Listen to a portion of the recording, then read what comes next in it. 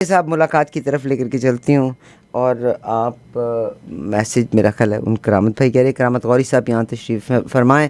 سر السلام علیکم، and how are you?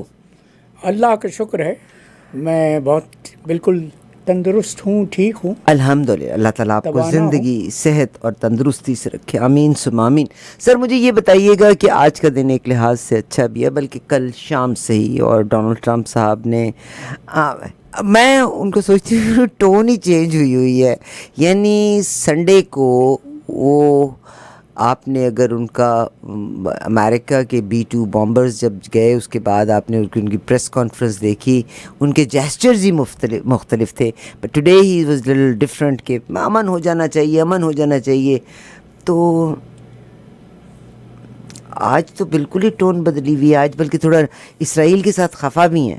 ہاں، نہیں اس لیے کہ وہ ان کا انداز یہ ہے کہ خود ہی قتل کرتے ہیں اور خود ہی دوا دیتے ہیں۔ پھر کوئی شعر ہو جائے اس وہ میر صاحب نے کیا خوب کہا تھا، ہاں، میر کیا سادہ ہیں بیمار ہوئے جس کے سبب، اسی عطار کے لونڈے سے دوا لیتے ہیں۔ کیا بات ہے۔ تو دنیا کو ڈونلڈ ٹرمپ نے اپنے لیے ایک کھلونا بنایا ہوا ہے۔ ڈونلڈ ٹرمپ کے متعلق امریکہ میں 2017 میں جب ان کا پہلا دور صدارت شروع ہوا ہے تو امریکہ کے 27 ماہرین نفسیات نے ایک کتاب شائع کروائی تھی، اس میں ان سب کے نفسیاتی تجزیے تھے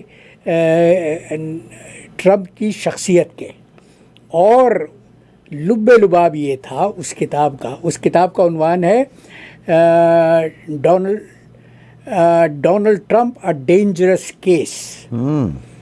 تو ان کا فیصلہ یہ تھا، ان کا متفقہ فیصلہ یہ تھا کہ یہ شخص ذہنی طور پر بیمار ہے، وہ جو نفسیات کی اصطلاح ہے سوسیوپیتھ، ایک تو سائیکوپیتھ ہوتا ہے، ایک ہے سوسیوپیتھ، یعنی وہ سماج کے لیے جو خطرہ بنتا ہے وہ سوسیوپیتھ ہوتا ہے۔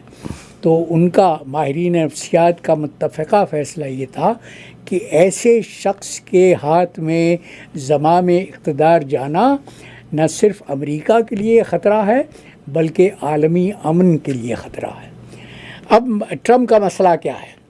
ٹرمپ کا مسئلہ یہ ہے کہ وہ ہر قیمت پر امن کا نوبیل پرائز جیتنا چاہتے ہیں، اور خاص طور پہ باراک اوباما کو 2009 میں جب امن کا نوبیل پرائز دیا گیا تھا، اس کے بعد سے تو میں کہوں گا کہ ٹرمپ کی زندگی کا سب سے بڑا مقصد یہ ہے کہ وہ کسی طرح سے امن کا نوبیل پرائز لے لیں،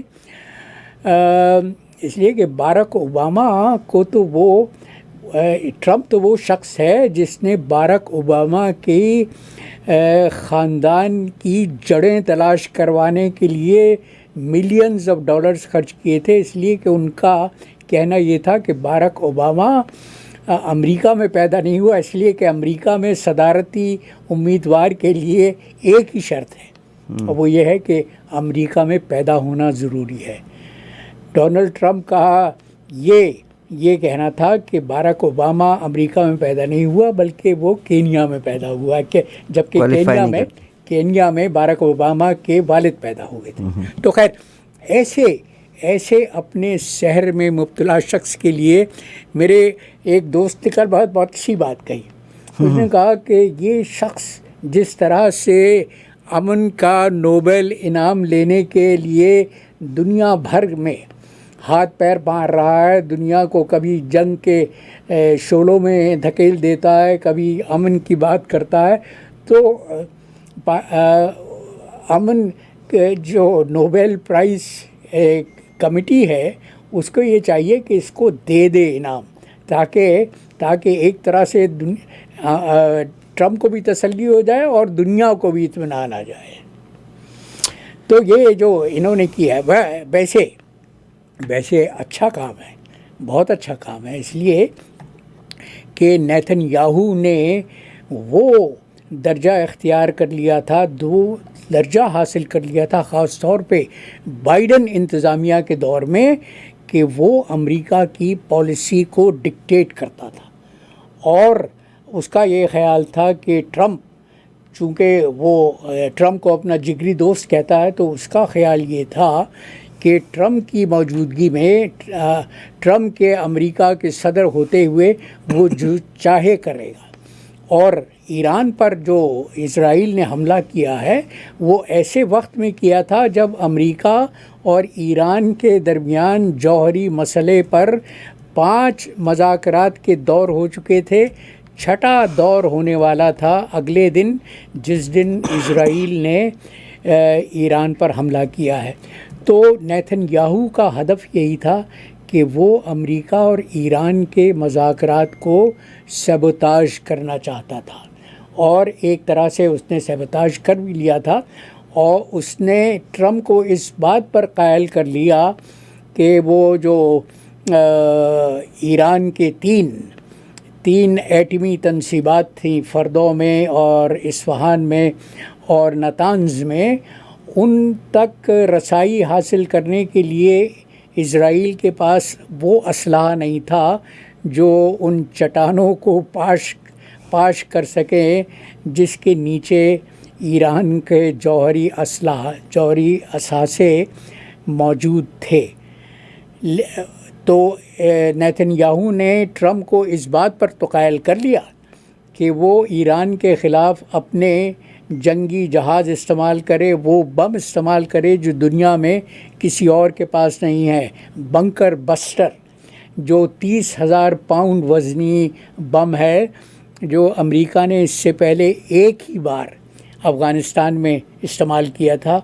وہ جب اسامہ بن لادن کی تلاش تھی تو وہ اس کے متعلق افواہ یہ تھی کہ وہ غاروں میں چھپا ہوا ہے، تو امریکہ نے ان غاروں کو تباہ کرنے کے لیے پہلی بار تاریخ میں وہ بنکر بسٹر بم استعمال کیے تھے افغانستان میں. لیکن اب اس کے بعد یہ 3 تنصیبات کو نشانہ بنایا گیا. لیکن میں مختلف ماہرین کی آراء سنتا رہا ہوں، ان کا یہ کہنا ہے کہ امریکہ کے حملے سے پہلے ہی ایران نے تمام اسلحہ اور تمام جوہری اثاثوں کو وہاں سے نکال دیا تھا. بلکہ میں کل الجزیرہ پر ایک رپورٹ دیکھ رہا تھا، اس میں وہ نظر آ رہی تھی ٹرکوں کی قطار جو میلوں لمبی تھی ان اثاثوں کو کسی اور جگہ منتقل کرنے کے لیے. تو خیر،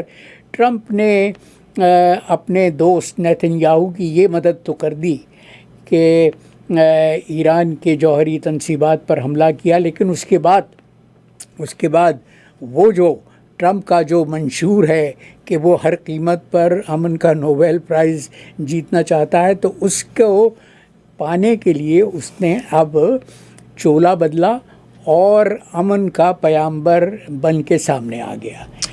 بہت شکریہ سر. آپ نے ابھی جب بات کی ہے، آپ کو پتہ ہے کہ اسرائیل بنتا ہے اور ہم پاکستانی انڈیا کی تو خیر لابنگ اب بہت اچھی ہے. میں پاکستان کی بات کرتی ہوں بیکاز ریپرزینٹ پاکستان، مجھے پاکستان کی، ہم لابنگ میں زیرو ہیں. ہم ہر جگہ پہ اپنی شخصیت پرستی ضرور کرتے ہیں.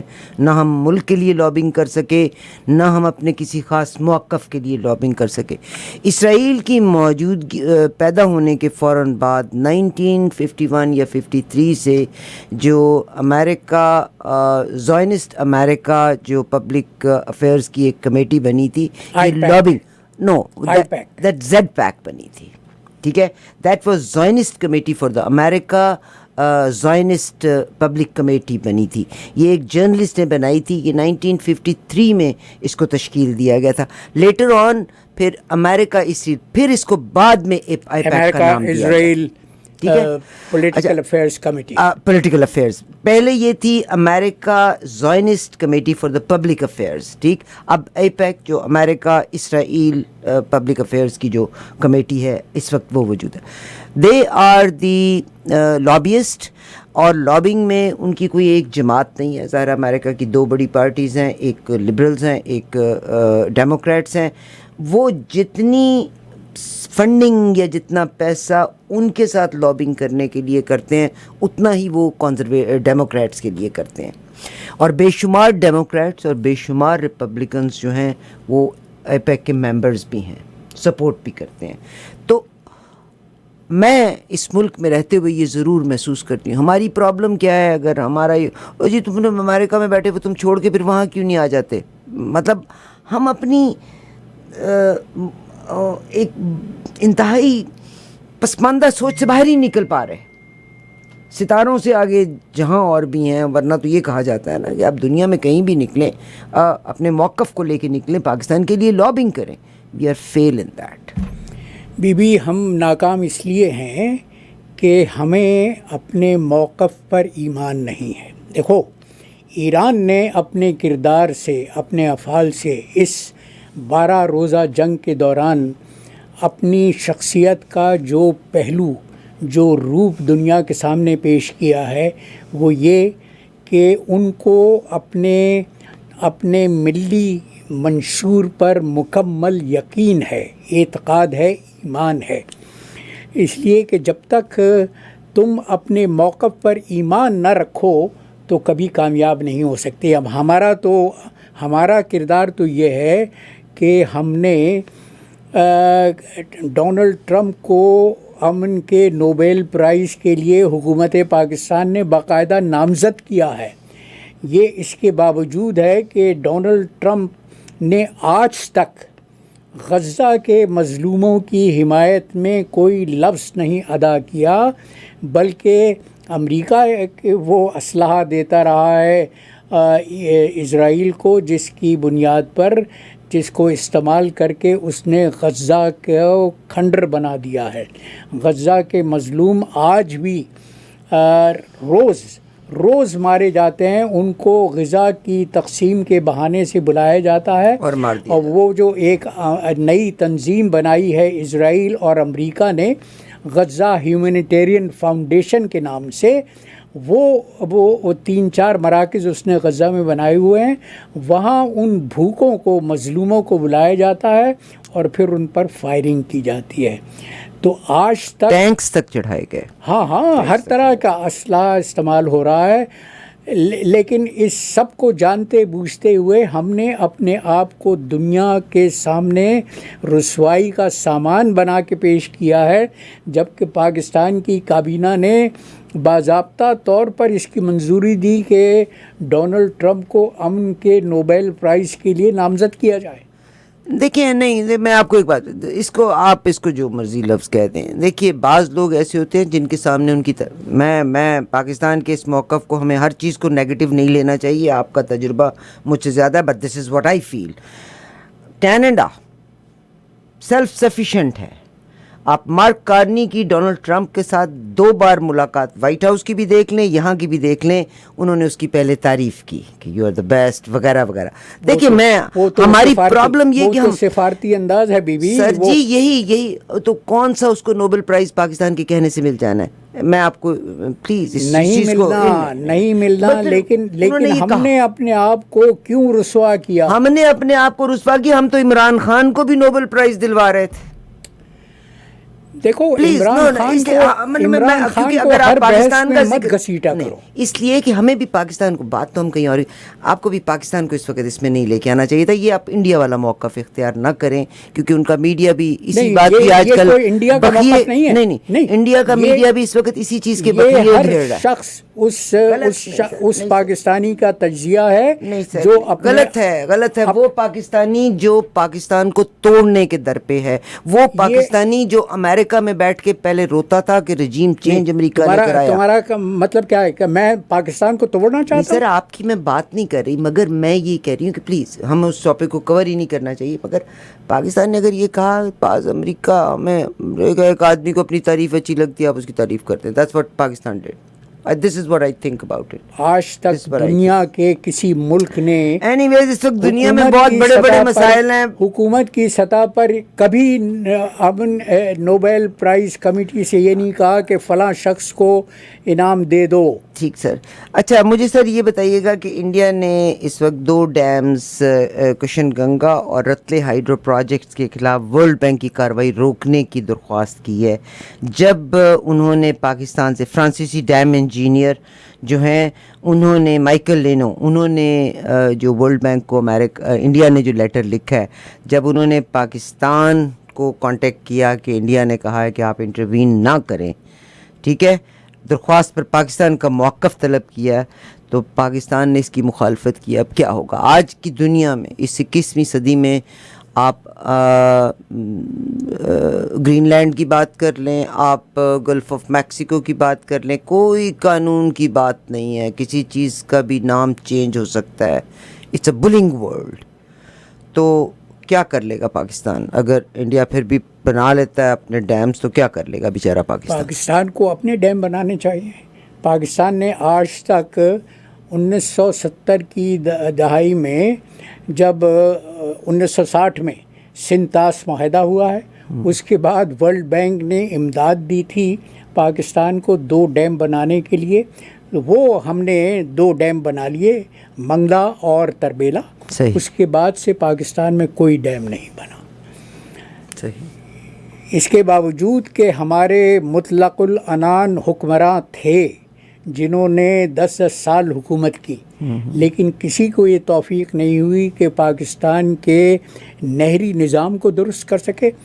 तुम जानती हो कि हमारा मौजूदा नहरी निज़ाम, जिसकी बुनियाद पर हम सिंध और पंजाब में आबपाशी करते हैं, ये फ़रंगी दौर का बनाया हुआ है. सही. पाकिस्तान और में बड़ा आज कमाल का नहरी निज़ाम है. कमाल है, दुनिया का अजूबा है एक तरह से. लेकिन हम देखो, उसके बाद से हालात बदल चुके हैं, मुल्क की आबादी बढ़ चुकी है, कहीं सही. ज़्यादा आबादी हो गई है, तो हमने इस मसले की तरफ कोई तवज्जो ही नहीं दी.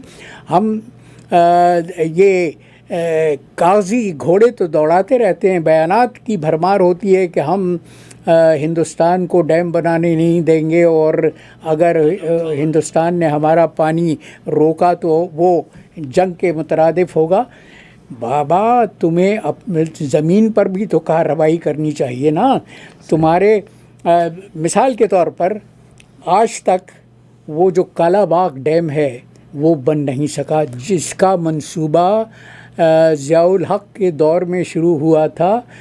उसके बाद से ज़ियाउल हक़ भी मुतलकुल अनान हुक्मरान थे, परवेज़ मुशर्रफ भी मुतलकुल अनान हुक्मरान थे, आज का दौर भी मुतलकुल अनानियत का है, लेकिन आज तक वो कालाबाग डैम नहीं बन सका, जिसकी जो बन जाता तो तुम्हारे आबपाशी के मसाइल भी हल हो जाते और बिजली की किल्लत भी कभी नहीं. बहुत शुक्रिया सर. मगर आप मुझे ये बताइए, जब कौम ही डिवाइडेड है, आज आप कालाबाग की बात कर लें, कराची से सिंध से बेशुमार लोग उठेंगे जो कहेंगे कालाबाग. अभी नहरी निज़ाम का मामला शुरू हुआ था, पूरा का पूरा सिंध उठ के खड़ा हो गया था कि अगर ये नहरी निज़ाम बनेगा तो ये गलत होगा.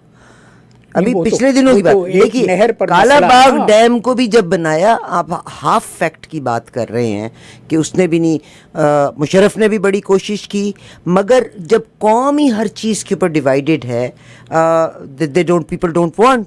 देखो बीबी, अगर कौम और मुल्क का मफाद उनके मद्देनज़र होता, अगर कौम के और मुल्क के मफाद को अव्वलीन तरजीह हासिल होती, तो तमाम तर मुखालफत के बावजूद वो डैम बनाया जा सकता था. सर, अभी ये जो नहरी निज़ाम का वाक़या हुआ है आपके सामने ही गुजरा, जिसको प्रेसिडेंट ने ही पहले साइन किया, उसके बाद बिलावल साहब भी खड़े हो गए, पूरा का पूरा सिंध उस नहरी निज़ाम के ख़िलाफ़ था, नहीं ना, बेल मंडी चढ़ने दी. वो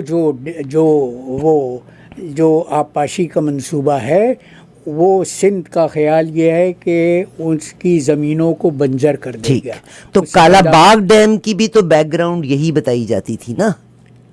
کالا باغ ڈیم کی یہ بیک گراؤنڈ بتائی جاتی تھی، لیکن کالا باغ ڈیم کے جو فوائد تھے وہ حکومت کو معلوم تھے، حکمرانوں کو معلوم تھے. اگر مخالفت ہو رہی تھی سیاسی سطح پر تو اس کو نظر انداز کر کے قوم کے، ملک کے مفاد میں وہ ڈیم بنایا جا سکتا تھا. لیکن مشکل یہ ہے کہ ہمارے جو طالع آزما ہوتے ہیں نا، وہ جو ڈکٹیٹرز ہوتے ہیں، وہ جمہوری رہنما بننے کی کوشش کرتے ہیں. اور مسئلہ یہ ہے، المیہ یہ ہے کہ جمہوری سیاستداں جب ان کو اقتدار حاصل ہوتا ہے تو وہ ڈکٹیٹر بن جاتے ہیں.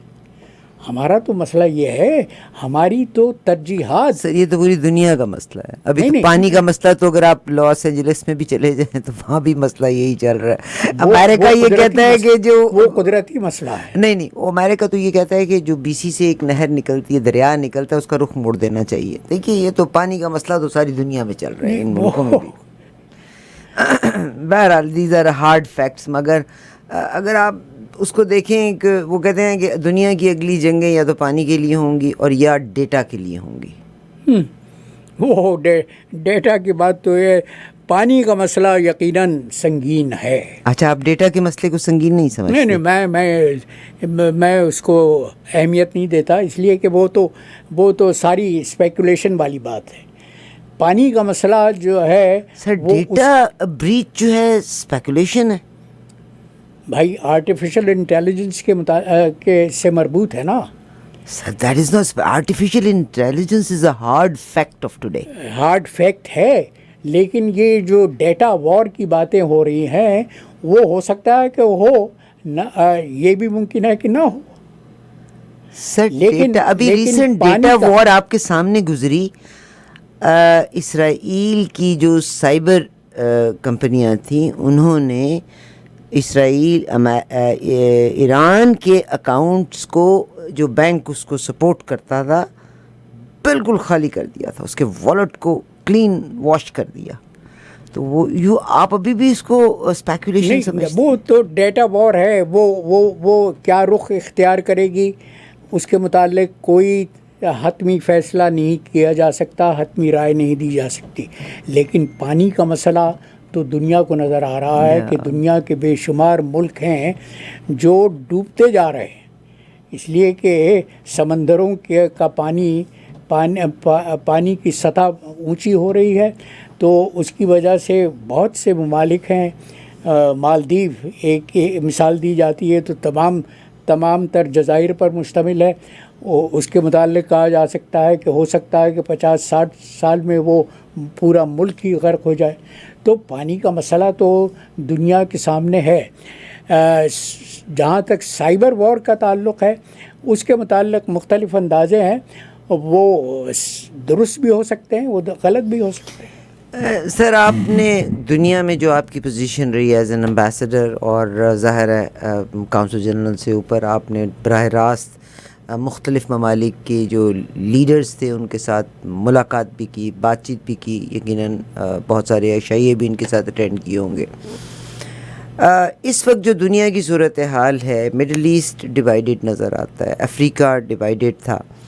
کہا جاتا ہے کہ ڈونلڈ ٹرمپ صاحب نے جب افریقہ کی طرف ایڈ بند کی ہے تو it was an article on the مین اسٹریم کہ African countries might get together. وہ کہتے ہیں نا، کبڑے کو لت پڑی اور کبڑے کا کب نکل گیا.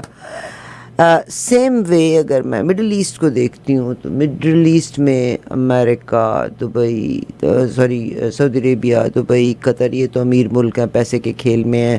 مگر آپ جارڈن کی طرف آ جائیں، آپ شام کی طرف چلے جائیں، آپ یمن کی طرف چلے جائیں. یمن میں حوثی ہیں جو کہ ابھی بھی خیال کیا جاتا ہے کہ ابھی انہوں نے بیٹھنا نہیں ہے، انہوں نے ان کی ایکٹیویٹیز تیز ہو جائیں. وہ غیرت مند لوگ ہیں اور زیادہ ایکٹیویٹیز ان میں حریت کا جذبہ ہے. ٹھیک. مگر کل جب ایران نے قطر میں امریکہ کی بیس پہ حملہ کیا تو ایران نے قطر کو انفارم کر دیا.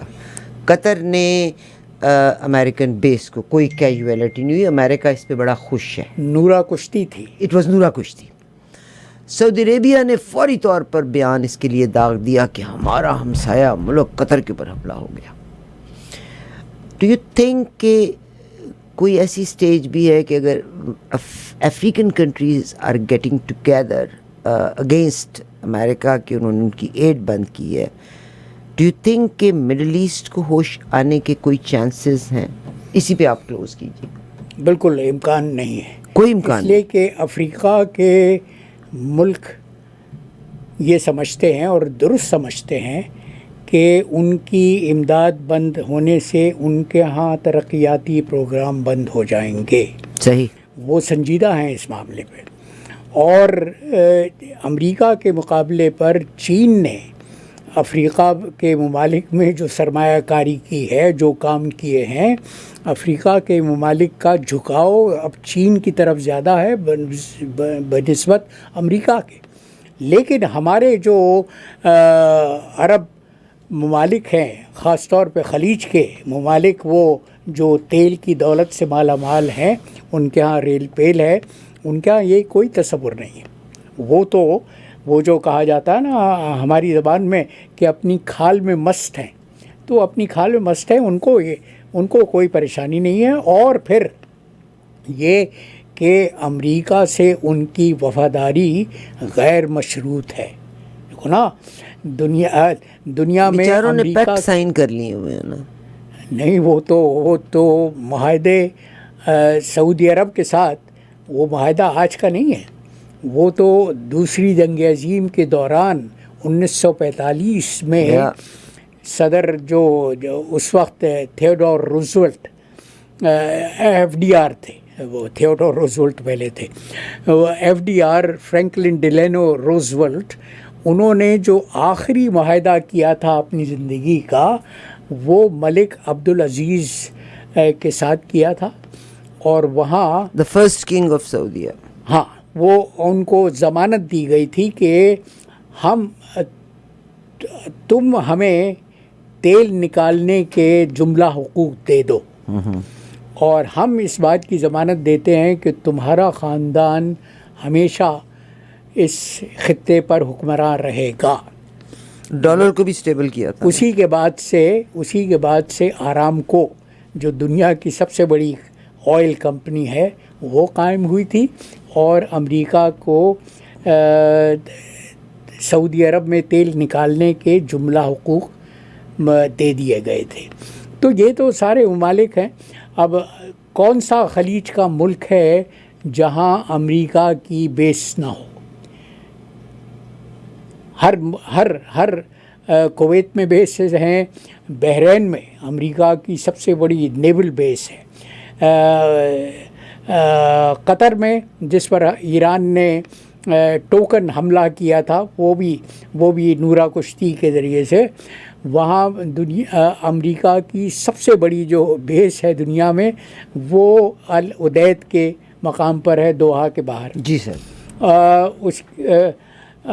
تو یہ سارے ممالک تو امریکہ کے باج گزار ہیں. یہ تو امریکہ کے بغیر، وہ ڈونلڈ ٹرمپ جارڈن نے بھی کانٹریکٹ 67 میں کانٹریکٹ سائن کیا تھا امریکہ کے ساتھ. اب وہ تو جارڈن تو بنایا ہوا سامراجیوں کا ہے. جارڈن کے تو کوئی وجود نہیں تھا. جارڈن تو مصنوعی ریاست ہے. جو تاریخی شام تھا، اس کے کچھ حصے لے کر، اور اس وقت جو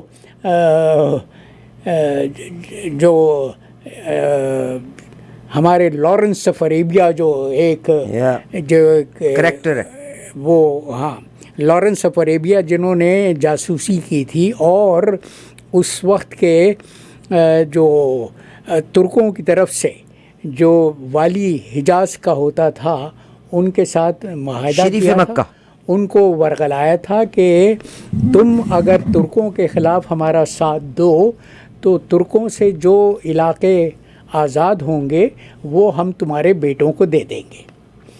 تو شریف مکہ کے ساتھ یہ معاہدہ ہوا تھا، جس کے تحت جب شام آزاد ہوا ہے، سیریا آزاد ہوا ہے، تو وہاں شریف حسین کے بڑے بیٹے فیصل نے جا کر اپنی بادشاہت کا اعلان کر دیا تھا. لیکن برطانیہ نے دوسری طرف فرانس سے بھی ایک معاہدہ کیا ہوا تھا جو تاریخ میں سائکس پیکو ایگریمنٹ کے نام سے جانا جاتا ہے. وہ اس سائکس پیکو SYKES سائکس تھے برطانیہ کے وزیر خارجہ اور پیکو تھے PICOT پیکو تھے فرانس کے وزیر سفیر. ان کے درمیان جو معاہدہ ہوا تھا اس کے تحت برطانیہ نے اپنے آپ کو پابند کیا تھا کہ سیریا فرانس کے حوالے کر دیا جائے گا. تو فیصل کے اعلان بادشاہت کے 2 ہفتے کے بعد فرانس کی فوجیں دمشق میں داخل ہوئیں اور انہوں نے فیصل کو کان سے پکڑ کے وہاں سے نکال دیا. اس کے بعد فیصل کو عراق کا بادشاہ بنایا گیا تھا. فیصل کو عراق کا بادشاہ بنایا. اس کے بعد شریف حسین نے شور مچایا کہ یہ میرا بیٹا عبداللہ بھی تو ہے, اس کو کیا دیا جائے گا. تو عبداللہ کے لیے اردن کی ریاست بنائی گئی. وہ ریاست جو سعودی عرب کے کچھ ریگستان اور شام کے کچھ علاقوں پر کو کاٹ کر یہ ریاست بنائی گئی تھی جو دریائے اردن کے مغرب میں تھی. اس کے بعد جب 1948 میں اسرائیل اور عربوں کے درمیان پہلی جنگ ہوئی تھی تو اس کے بعد عبداللہ نے وہ جو آج مقبوضہ فلسطین کہا جاتا ہے اس پر بھی قبضہ کر لیا تھا اور اس کو اپنی مملکت میں شامل کر لیا تھا. اس سے پہلے ٹرانس جارڈن نام تھا ملک کا. اس کے بعد 1948 کے بعد وہ جارڈن ہو گیا, ٹرانس ختم ہو گیا. اور پھر 1967 میں جب عرب اسرائیل جنگ ہوئی ہے تو اردن کو وہاں سے نکال دیا گیا. وہ تمام علاقہ آج تک اسرائیل کے قبضے میں ہے. تو یہ تو شریف مکہ کے ساتھ بھی ظلم ہوا تھا. اس کا خیال تھا کہ مکہ ظاہر ہے مکہ کا والی تھا, یہ اس کا خیال تھا کہ سعودی عربیہ اس کو مل جائے گا, وہاں پہ یہ سعود کو لے کے انہوں نے جوا کھیلا تھا. شریف حسین نے جوا کھیلا تھا جس کا پانسا پلٹ دیا اس لیے کہ انگریزوں نے تو دوسری طرف ملک عبدالعزیز سے بھی معاہدہ کیا ہوا تھا. ان سے معاہدہ کیا ہوا تھا کہ اگر تم ہمارا ساتھ دو گے تو ہم تمہیں حجاز تمہارے حوالے کر دیں گے. تو یہ تو بندر بانٹ ہے بیوی, یہ تو تاریخ کا وہ سیاہ دور ہے جو المناکیوں سے بھرا ہوا ہے. یہ بات ہم کر رہے ہیں 45 کے بعد, مطلب 35 کے بعد ہی میرا خیال ہے یہ ہلچل شروع ہو گئی تھی. فرسٹ ورلڈ وار کے بعد ہی شروع ہو گئی. نہیں, یہ تو پہلی جنگ عظیم کے دوران میں معاہدے ہوئے. 25 پہلے ہی شروع ہو گئی تھی, مگر اس کے بعد پھر آ کے جو بھی ہوتا ہے سو ہوتا ہے. دوسری جنگ عظیم کے بعد تو اسرائیل بنا.